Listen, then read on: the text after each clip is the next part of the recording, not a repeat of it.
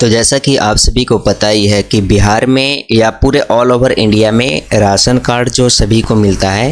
तो ration card में सभी एक न्यू अपडेट मिली है जो ई-केवाईसी के लिए।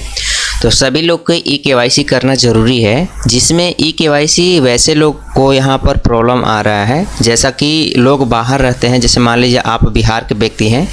और बिहार से अदर स्टेट में जाकर आप कहीं काम कर रहे हैं, कोई नौकरी कर रहे हैं, ठीक है, जैसे कि दिल्ली हो गया, गुजरात, राजस्थान, अदर स्टेट मतलब अदर स्टेट जाकर यहाँ से बिहार के व्यक्ति हैं और अदर स्टेट में जाकर वर्क कर रहे हैं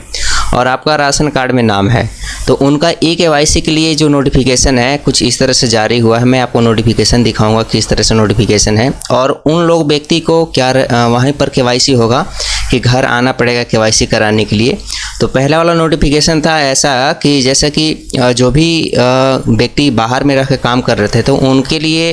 था कि राशन कार्ड जहाँ भी मिलता है ना, आप किसी भी स्टेट में तो वहीं जाकर आपको केवाईसी करा सकते हैं।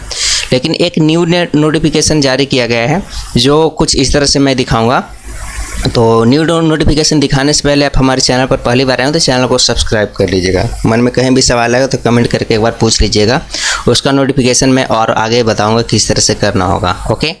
तो चलिए मैं आपको दिखाता हूँ किस तरह से नोटिफिकेशन है। मैं यहाँ पर एक पेपर कटिंग निकाला हूँ। यहाँ पर लिखा है बिहार सरकार खाद्य एवं उपभोक्ता संरक्षण विभाग राशन कार्ड धारियों के लिए ई-केवाईसी आधार सीडिंग हेतु महत्वपूर्ण सूचना।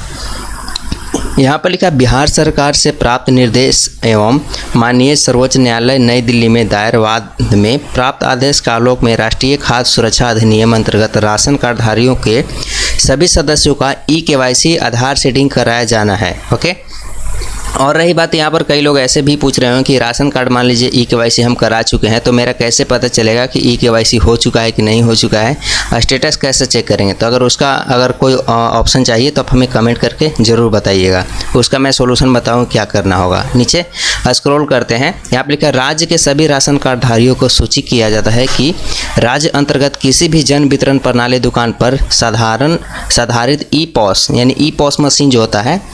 मशीन के माध्यम से निःशुल्क ई-केवाईसी आधार सीडिंग करा सकते हैं। यहाँ पर लिखा है कि राज्य के सभी राशन कार्ड धारियों को, राज्य के सभी राशन कार्ड धारी को, ये नहीं कि राज्य के सभी राज्य में, यहाँ पे लिखे राज्य के सभी राशन कार्ड धारियों को सूचित किया है कि राज्य के अंतर्गत किसी भी जन वितरण प्रणाली पर, कोई भी जन वितरण प्रणाली होगा जहाँ पर ई-पॉस मशीन से आप ई-केवाईसी करा सकते हैं। साथ में यहाँ पर और नोटिफिकेशन है, देखिएगा। साथ ही राज्य के वैसे राशन कार्ड धारी जो अपनी आजीविका अन्य कारणों से राज्य से बाहर रहते हैं, राज्य से बाहर रहते हैं। देखिए यहाँ पर मान लीजिए जो यहाँ पर स्टेट का नाम लिखा हुआ है ना, जैसे यहाँ पर मैं बता रहा हूँ, जैसे कि इन 12 राज्यों में से केंद्र शासित प्रदेश तथा